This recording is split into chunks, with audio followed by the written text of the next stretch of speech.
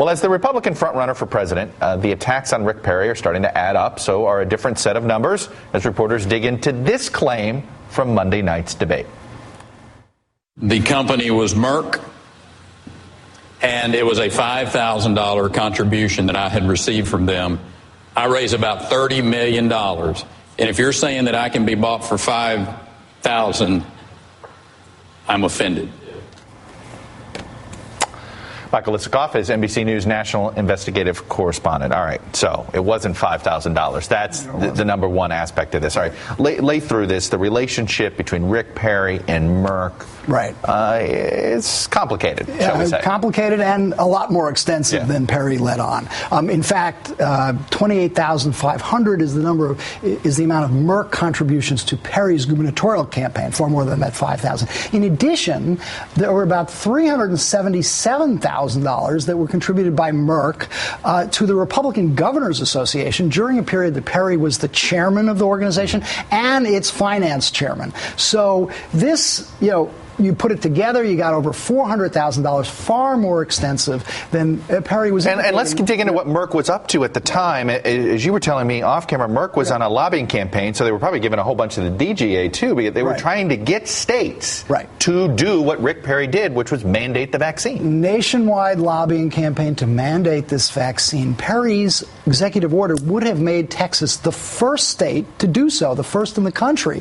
And, the other piece of this, which has gotten a lot of attention, is Merck hires, as part of this lobbying campaign, Mike Toomey, Perry's former chief of staff, as its chief lobbyist in Austin. And there's an email trail showing about a half a dozen emails from Toomey's office to the governor's office during the time that this executive order was being prepared. I mean, it's clear what Merck seemed to be, what they were up to. They thought, boy, if we can get a conservative Republican governor in the South from a big state like Texas, the dominoes will fall and a whole bunch of other states will follow. That seemed to be the effort of the... Exactly. It would have been a huge coup. But what this has really done... And big money to Merck.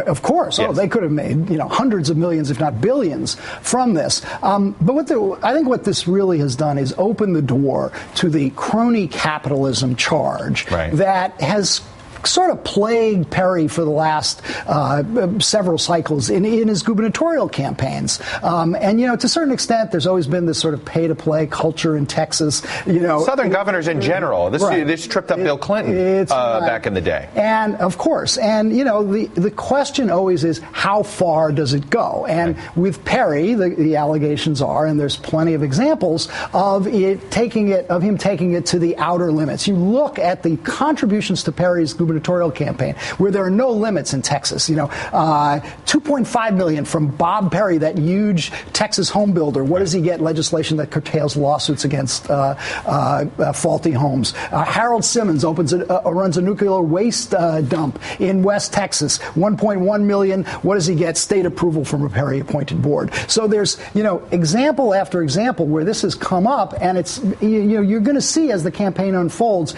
each of these issues being dissected and Perry having to answer. And one thing that a lot of Republicans always remind me of, it is an opposition research guy who's the campaign manager for Mitt Romney. Matt Rhodes, who knows how to string together they have got their handful. Of course, the question is, how much traction does it have in a Republican primary as opposed to to the general election. And that's always been the question, particularly on campaign finance issues. Right. Mike Isikoff here, digging into it. Look, you got whole fact sheets there, databases. This is his office, folks. Trust me about this, Mike. Good to see you.